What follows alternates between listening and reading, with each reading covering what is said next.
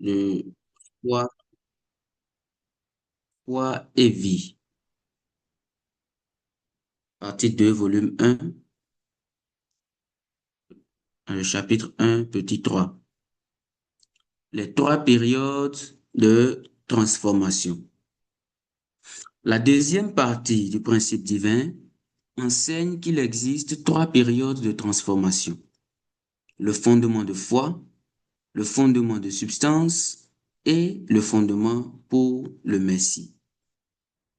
La différence entre le fondement de foi et le fondement de substance est la suivante.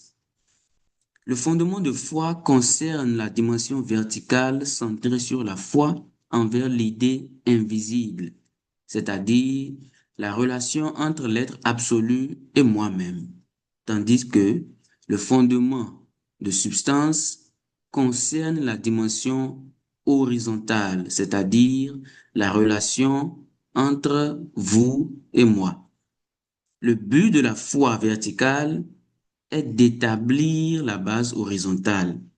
Ainsi, nous posons le fondement de foi afin que la relation entre vous et moi puisse être unie comme celle entre Dieu et moi-même. La perfection individuelle existe donc pour réaliser un donner et recevoir harmonieux et pour permettre la multiplication qui est le but de la création. Le fondement pour le Messie signifie le fondement de quatre positions et les vrais parents. Si l'on observe l'histoire, nombreux sont ceux qui ont établi le fondement de foi, mais aucun n'a pleinement établi le fondement de substance. Ainsi, la foi verticale doit se relier à la foi horizontale. Bien que ces deux directions diffèrent, la foi verticale doit se développer en relation horizontale. Tel est notre cours de responsabilité dans la providence de la restauration de Dieu. Ainsi, Adam et Ève devaient devenir père et mère.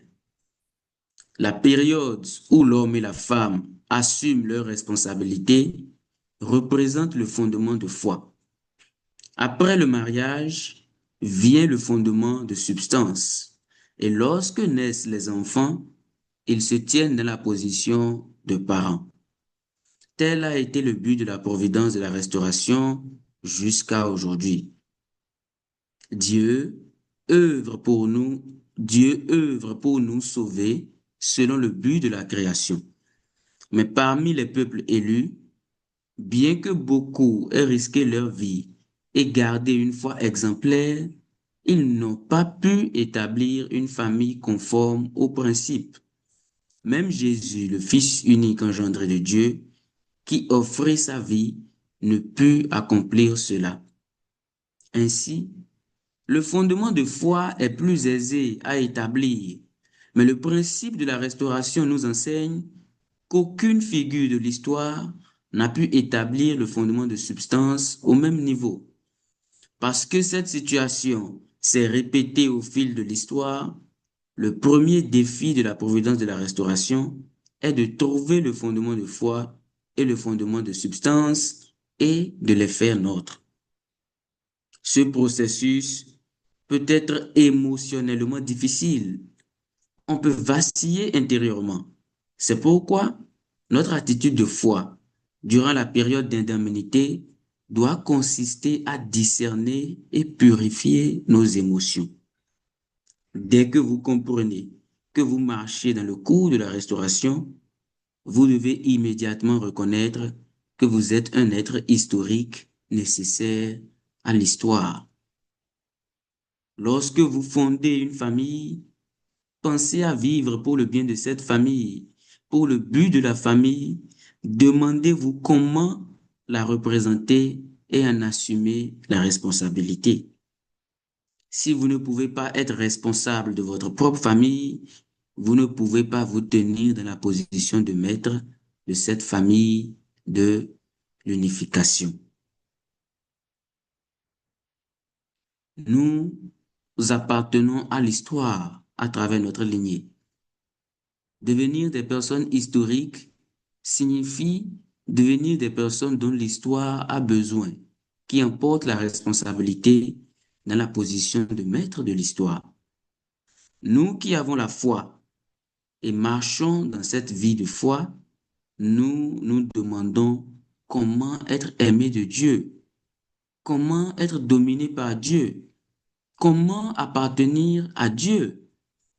Si nous comprenons la vérité historique, que nous sommes des êtres nécessaires à l'histoire et que nous en saisissons la direction providentielle, alors Dieu ne peut que nous aimer.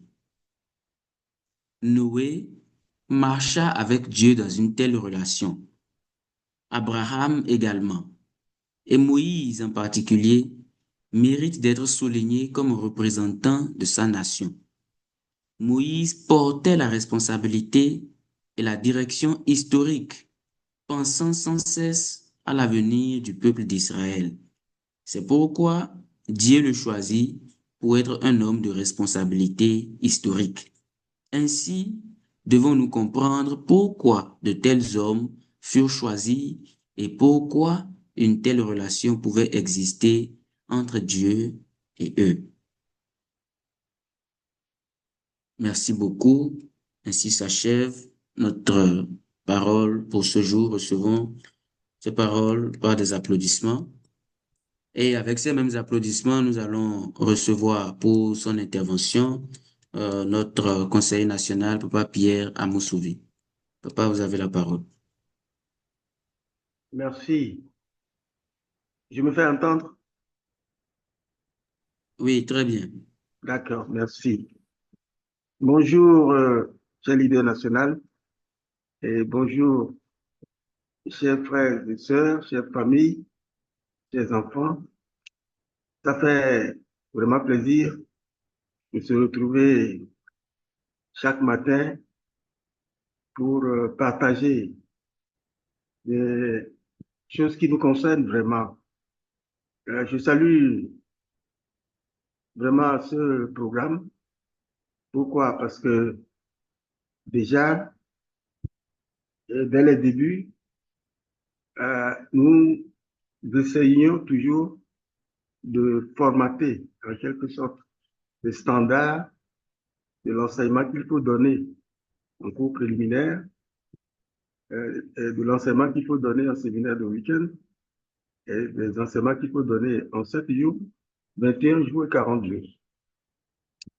Et je me rappelle bien que les guidances qu'on donnait au séminaire de 7 jours, surtout 21 jours et 40 jours, étaient basées sur ces paroles de nos aînés, Yuan Li et Ken Sudo. Je sais que beaucoup n'ont pas eu contact avec ces paroles. Je me rends compte moi-même aujourd'hui, en les relisant, que vraiment, c'était du lourd et c'était du sérieux. Donc, c'est une grâce qui nous est accordée de revenir sur ces guidances à un âge où nous pouvons comprendre encore mieux. Merci beaucoup pour cette belle occasion qu'on nous donne en ce moment pour approfondir ce que nous avions déjà connu et aussi pour nous mettre plus ensemble, dans l'harmonie et dans la croissance d'ensemble. Et comme vous le savez, euh, ce chapitre que nous venons de démarrer, de la restauration, je pense que vous comprenez bien que c'est ce chapitre qui concerne plus l'homme déchu, c'est-à-dire les principes de la création. C'est vrai, c'est comme un idéal, comme un concept, une théorie. Et nous sentons ça. Et c'est même très heureux d'écouter ça. Mais lorsqu'on rentre dans les principes de la restauration, ça concerne vraiment la réalité du coup que suivent les hommes déchus, c'est-à-dire après la chute. Donc, ça se rapproche tellement de nous, et alors les gens limitent ça un peu pour que nous ne soyons pas effrayés dans le cours théorique même des principes de la création. Mais lorsque on va en guidance pour rapprocher ça davantage de nous, je crois que ça chauffe. Ça chauffe le ventre, ça chauffe le cœur. Des fois, ça perturbe la tête, on peut tomber malade. Nous, on a bien averti de ça au début donc de ce chapitre-là. Cela est réel, mais concevez bien que nous dirons les mêmes choses, mais le but de la vérité n'est pas d'effrayer ou de juger l'être humain. Si Dieu est toujours derrière nous, le but de nous donner sa parole est un but d'amour. C'est pour nous montrer la voie et en sachant que nous pouvons effectivement prendre ce chemin et nous en sortir. Il faut toujours voir l'amour à travers la parole que nous recevons. Je fais une petite parenthèse et euh, avant, au début, dans l'église, dès que vous arrivez et que vous faites le séminaire de 7 jours, vous rentrez en même temps dans un autre cycle qu'on appelle la pratique de l'enseignement. Donc, chaque personne qui a fini le séminaire, il y avait un jour, vous deviez être tous là et on passe au tableau et on pratique l'enseignement de l'introduction jusqu'à la conclusion. Ça prend des fois 6 mois, 7 mois avant de finir. Mais ce n'était pas une tâche facile et personne n'y était exclu. Personne ne pouvait dire, moi, je ne sais pas comment on parle, moi, je ne connais pas français et tout ça. Tout le monde passe. Et donc, très tôt, j'ai commencé par enseigner. Et puis, j'ai commencé après par enseigner le séminaire de week-end. Euh, et un jour, nous avons reçu la visite de Maman Cathy, Papa Camara et un leader donc, de guidance intérieure et réputé en Côte d'Ivoire à ce moment-là. Et Papa Akaishi, un japonais, il était arrivé nous visiter. Et en ce moment, j'étais en enseignement de séminaire de week-end. Donc, ils s'étaient assis derrière et ils m'ont suivi. J'étais très complexé, je ne les connaissais pas bien et on a terminé. Et quand on a terminé, ce monsieur, Kaichi m'a appelé, il dit, Monsieur Pierre, je voudrais vous parler, s'il vous plaît. Bon, je me suis rapproché et puis il a dit non, viens, on va aller ensemble. On est allé ensemble et notre leader, notre missionnaire canadien était là. Il me dit, tu enseignes très bien, tu es très logique et je pense que personne ne peut t'affronter. Tu es un vainqueur en enseignement. Tu peux vaincre n'importe qui. Même un savant, tu vas le vaincre parce que quand bien même ce n'est pas ta vérité, mais tu l'expliques comme si c'est toi-même qui l'as trouvé. Et je recevais ça comme une félicitation, mais au même moment, il dit, mais il y a un gros problème. Le gros problème est que si tu as vaincu quelqu'un, ça ne veut pas dire que tu l'as convaincu. Il faut comprendre. Dieu n'appelle pas les gens pour qu'on puisse leur montrer qu'ils sont ignorants, bêtes et stupides.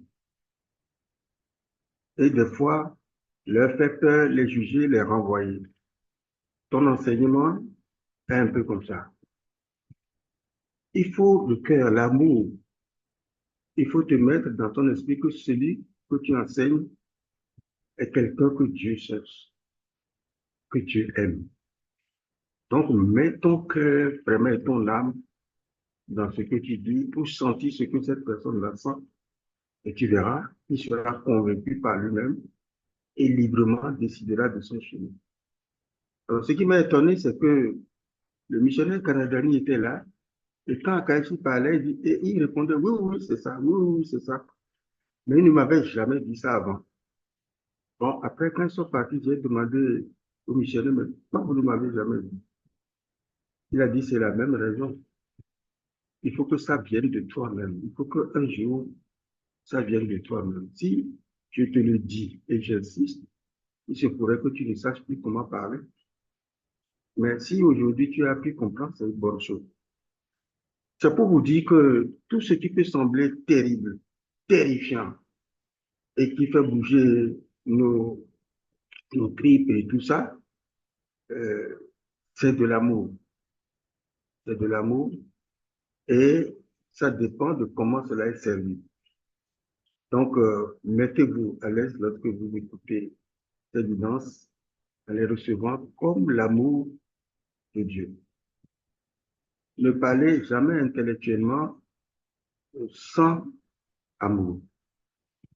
Sinon, euh, les philosophes appellent cela une science de spéculation. Il y a des trous, il y a des mythes qu'on ne sait pas tous les moyens de justifier à l'infini. Donc, c'est pas ça qui peut émouvoir quelqu'un et lui permettre de se rendre lui-même et de suivre les parents célestes. Ceci dit, nous avons eu vraiment beaucoup d'expérience sur cette question-là.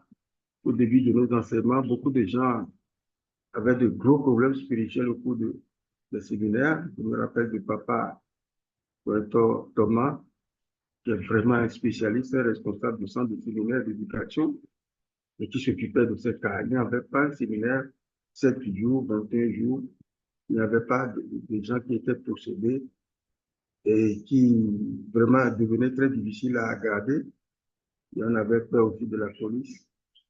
C'était la manière dont l'enseignement était donné d'une part très logique, très puissant, et au même moment, le cœur qui devait accompagner cela manquait et alors ça sautait. Euh, donc ça, c'est un avertissement, mais au même moment pour tout le monde, quoi. Lorsque vous parlez, vous trouverez toujours la voie logique et très intellectuelle d'expliquer les choses. Mais mettez votre âme même dedans, votre cœur dedans, et tout le monde sera heureux de profiter et de grandir ensemble.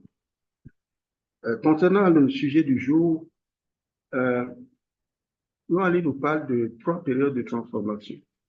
Il y a 3 périodes, ça vous rappelle un truc très simple qui vient des principes de la création. Les 3 périodes, les 3 phases de la période de croissance. Formation, croissance et accomplissement. Qui se trouve dans les principes de la création. Euh, Comme vous le savez, nous n'avons pas vécu dans les principes de la création. Nous avons commencé dans les principes de la restauration avec des exemples clés de personnages historiques puissants qui nous dépassent de loin et qui, par la toute petite erreur, reçoivent un jugement effroyable que la Bible nous relate jusqu'au bout. Et ce sont ces principes-là qui sont plus proches de nous. Donc cela doit effrayer. Les principes de la création ont enseigné un point important, c'est pas la responsabilité que l'être humain traverse les 3 périodes de croissance. Pas la responsabilité. Et cette responsabilité se décline donc en trois périodes.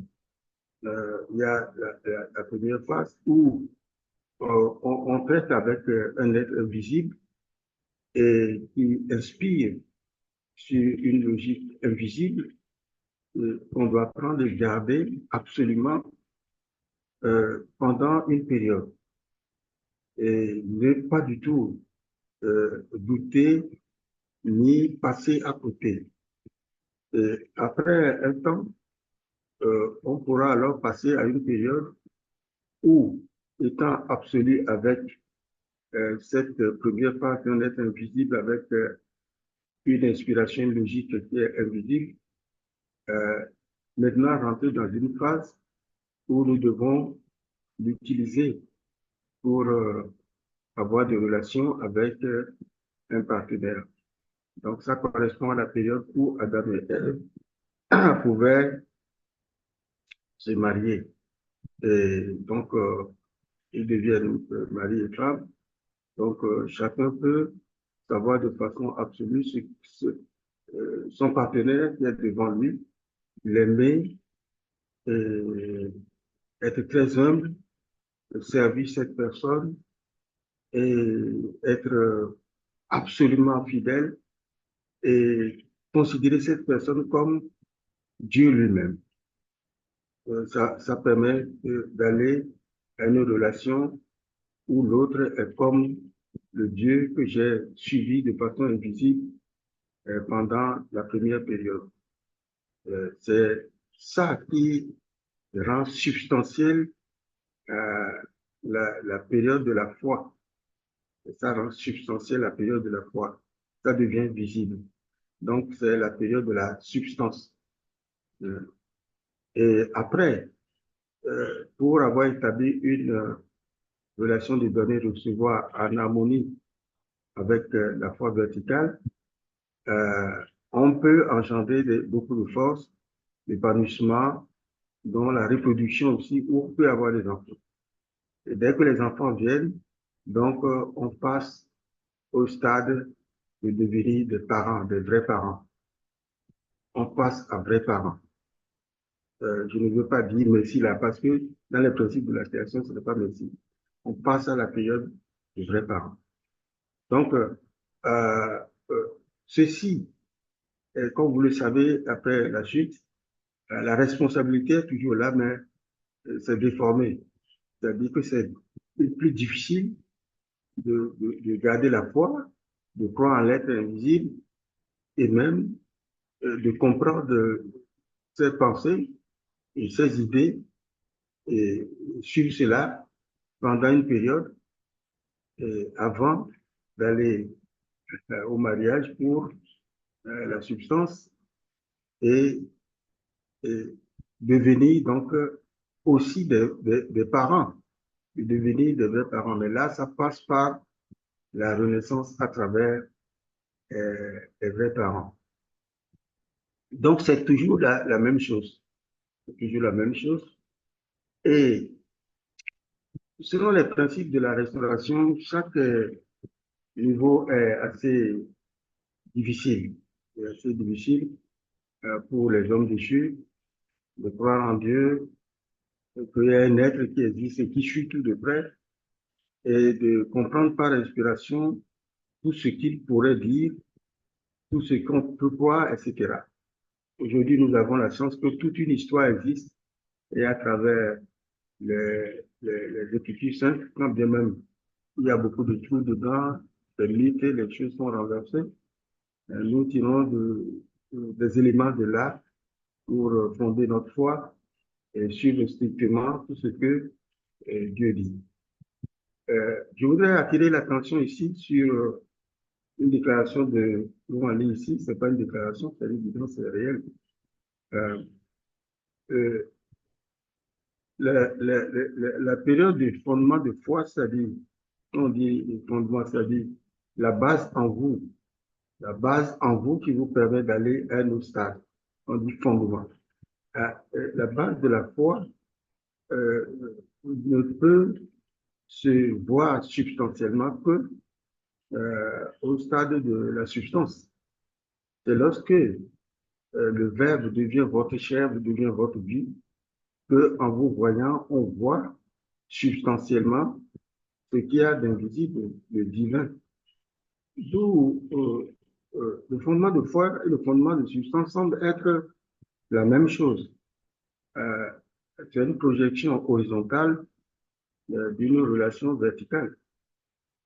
Quelqu'un ne peut pas dire j'ai foi en Dieu, je fais tout, mais qui a une vie avec ses semblables très complexes, tumultueux, conflictuels continuellement. Or, vous savez bien que c'est comme ça que ça se passe avec nous. Nous avons une grande foi en Dieu, on respecte tout, on va à l'église, on fait le jeûne, on fait des conditions des fois effroyables, mais nos relations les uns avec les autres sont toujours des relations conflictuelles, tendues. Donc, la substance n'y est pas. La substance n'y est pas. Et tout le temps, Dieu s'est fâché avec les Israélites en leur parlant souvent. Je ne prends plus plaisir à tout ce que vous m'offrez là. Vos sacrifices là ne sont pas agréables à mes yeux. Parce que vous avez une vie désordonnée. Parce que vous ne montrez pas que je suis vivant. Donc, comprenons que la foi, le fondement de foi, n'est presque rien. C'est sa projection horizontale, la qualité de votre relation, de vos engagements devant les autres, l'amour et votre cœur avec les autres, c'est ça qui prouve vraiment substantiellement que vous suivez un être absolu, un être de bonté, un être vraiment éternel. Si cela n'y est pas, ça veut dire que le fondement de foi a un problème. Votre sérieux avec Dieu a un problème. Soit vous le faites machinalement avec votre corps, sans lien avec votre âme, sans lien avec votre cœur.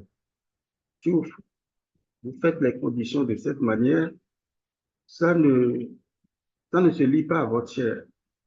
De façon que votre vie physique est autre chose par rapport à ce que vous suivez.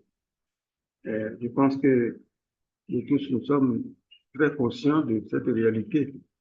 Même aujourd'hui, n'est-ce pas? C'est pour montrer simplement, je voulais montrer que le fondamental de la réalité que vous vivez. Ce qui est invisible à l'intérieur que vous dites que vous faites si bien, ça ne concerne personne. Mais lorsque on voit votre vie, on voit comment vous êtes avec le Parent Céleste, on voit la base de la foi que vous utilisez pour vivre avec les autres. Je pense que c'est quelque chose d'extrêmement sérieux de comprendre cela. Et notre situation actuelle, quand vous voyez notre organisation un peu partout, ici au Bénin, nous nous demandons nous-mêmes si vraiment on est les représentants des vrais parents, vraiment, est-ce que nous sommes sur le chemin du royaume de Dieu ou pas?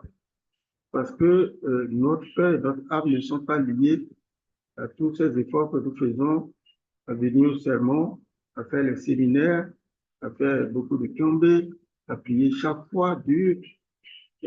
C'est comme si tout cela ne sont pas liés vraiment à notre état émotionnel, nos sensations réelles dans notre corps.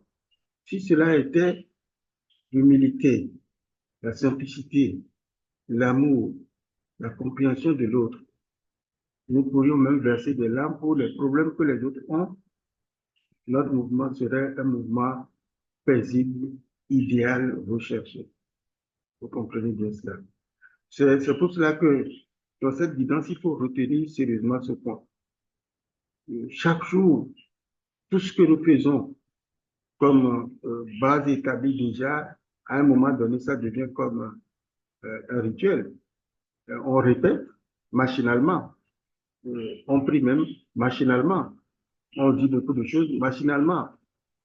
Et ça ne nourrit pas le corps parce que le lien, pour que ça rentre dans le corps, est coupé. Nous devons veiller à cela. Je pense que nous tous nous sommes vraiment interpellés en ce moment, surtout à travers les événements que nous vivons maintenant.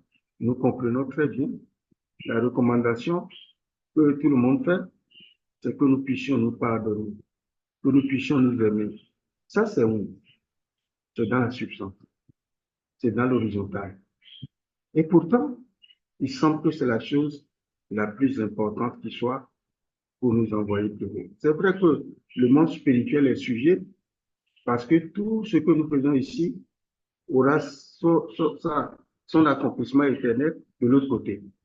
Mais vu du point de vue de là où nous devons faire le plus d'efforts, c'est ici sur Terre, c'est dans notre corps physique, mes frères, hein, mes enfants, c'est ici.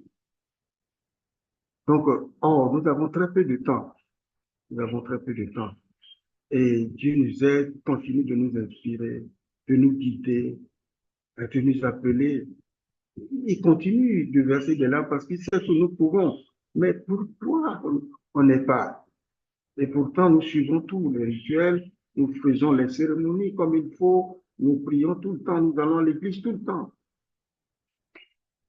Considérons la substance comme quelque chose de sacré.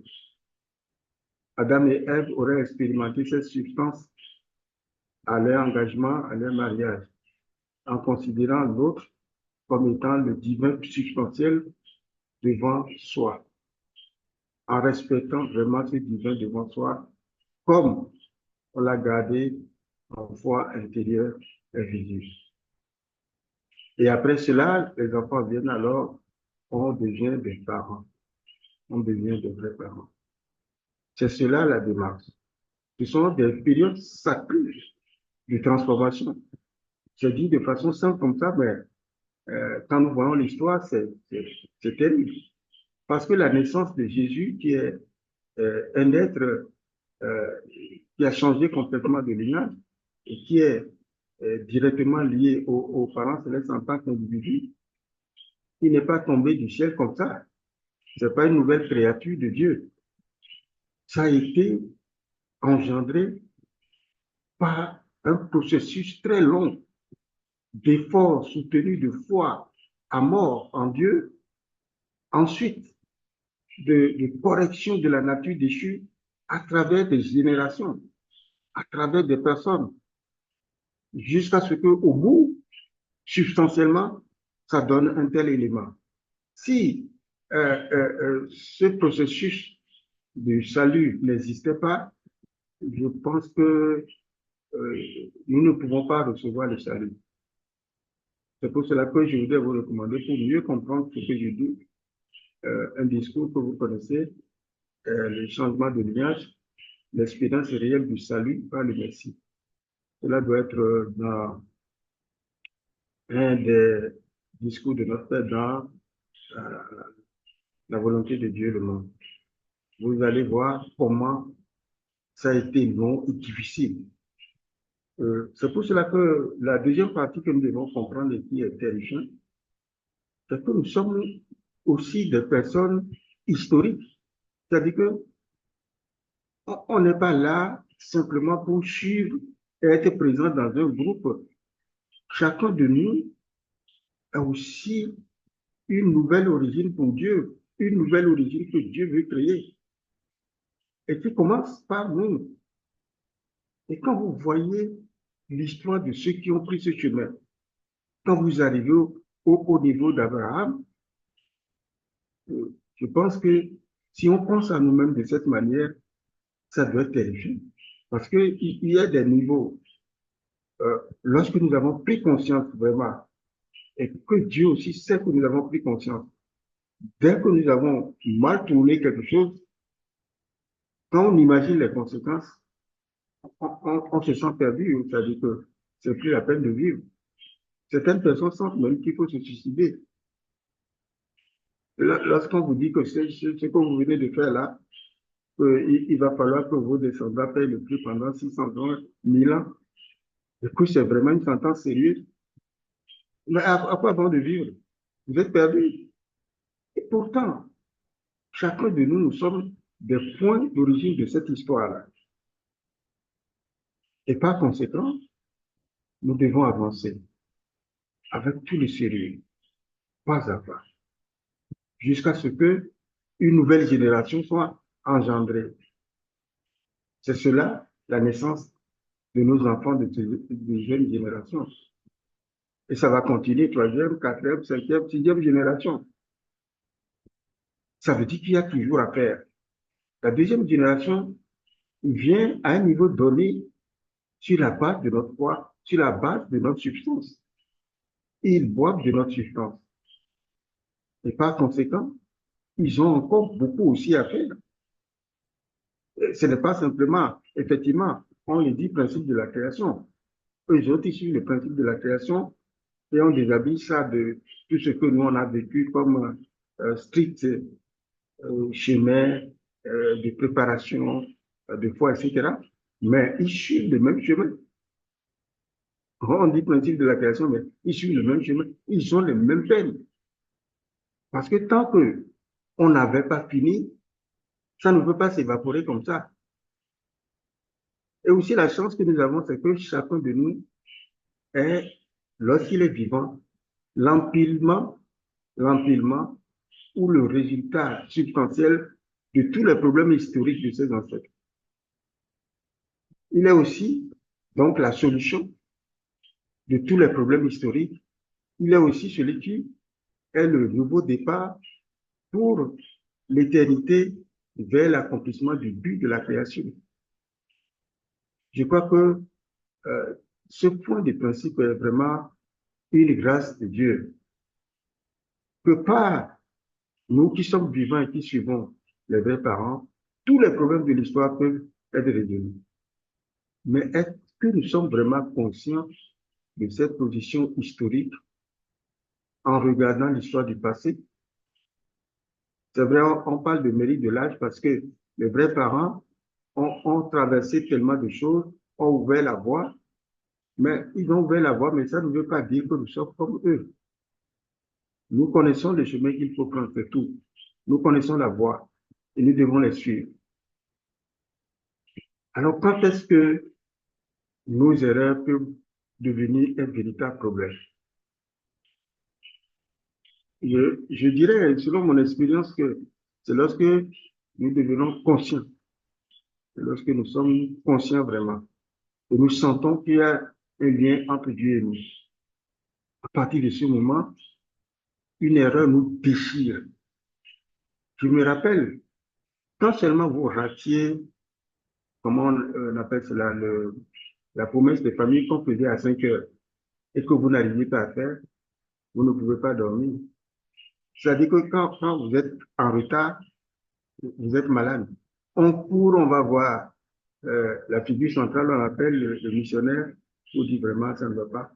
Je me suis réveillé à 6 heures alors que c'était à 5 heures. Parce que vous êtes déchiré, vous sentez que c'est un échec, vous sentez vraiment dans la chair. Donc, ne parlons pas des erreurs du deuxième chapitre, vous allez devenir fou. Vous allez devenir fou. Dès que vous prenez conscience et que vous liez votre âme et votre cœur à la vérité, à partir de ce moment, vous devenez une personne historique que Dieu suit de très près et peut vous dire les conséquences de tel acte ou tel acte. Il faut accepter humblement, assumer et continuer. Dans tous les cas, vous ne pouvez pas changer les choses autrement que de suivre les parents célestes. Je pense que nous connaissons tous ce fondement de foi, fondement de substance, fondement pour recevoir le Messie. Fondement pour recevoir le Messie, c'est un autre niveau de transformation, parce que c'est là où on se marie.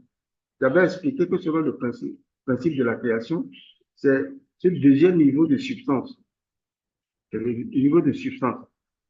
Hein? Donc, c'est à ce niveau-là qu'on rencontre les vrais parents pour devenir aussi des parents. Et cette période de transformation est aussi terrible parce qu'il faut d'abord reconnaître le vrai parent. Ensuite, il faut suivre exactement tout ce qu'il vous dit de faire. Il faut devenir comme son enfant. C'est une autre transformation. Ce n'est pas la même chose que lorsque vous avez votre vis-à-vis ou bien vos voisins, vos camarades, à qui vous devez prouver que vous êtes un enfant de Dieu, c'est différent.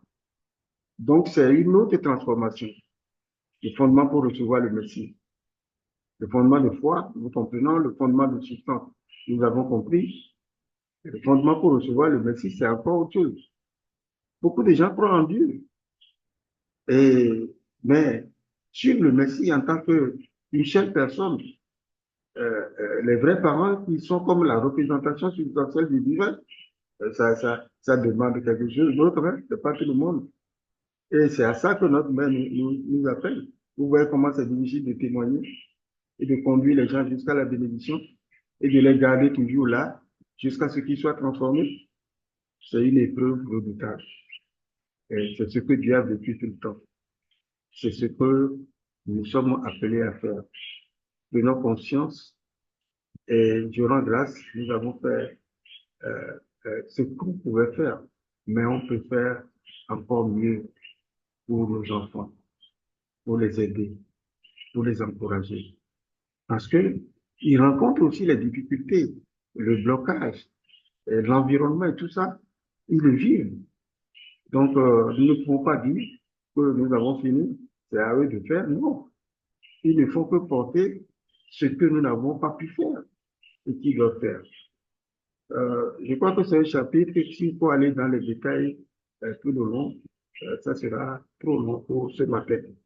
J'ai voulu seulement clarifier un peu la compréhension qu'il faut avoir des trois périodes de transformation. J'espère que cela nous aidera et à beaucoup d'autres occasions, on fera encore beaucoup mieux puisque nous sommes dans ce chapitre-là. Je vous remercie beaucoup. Merci pour tous ceux qui sont souvent présents maintenant. Le nombre augmente de plus en plus. Leader national, merci beaucoup et félicitations. Félicitations parce que le temps de passage est court et les intervenants sont précis et tout cela est vraiment agréable. C'est une nouveauté qui plaît à tout le monde et je pense que ça aide beaucoup. Je souhaiterais aussi que ces chapitres, les points clés de ces chapitres soient pris dans les programmes de sermon parce que le leader national sortant avait l'habitude de faire un programme où la lecture, c'est-à-dire le texte d'inspiration, était donné en même temps que les jours de sermon, pour que dans les centres, ces choses-là reviennent encore sous forme donc de sermon pour aller encore plus loin que ceux qui se connaissent actuellement. Je crois que de plus en plus, en faisant comme ça, les gens seraient très intéressés de chercher par tous les moyens à se mettre ensemble pour suivre. Je remercie Dieu parce qu'à un moment donné, j'ai senti qu'on ne pouvait jamais résoudre ce problème où nous sommes que quelques dizaines à être à la dévotion matinale alors que notre congrégation, il y a plus de 350 familles, nos enfants, ça fait beaucoup. Et pourtant, le nombre qui participe à la dévotion, c'est environ 100, 120. Donc, je vois l'espoir, la lumière qui a commencé par nous ouvrir la voie. Je vous remercie beaucoup. Courage à tout le monde. Je vous souhaite une agréable journée. Merci beaucoup, papa, pour ces paroles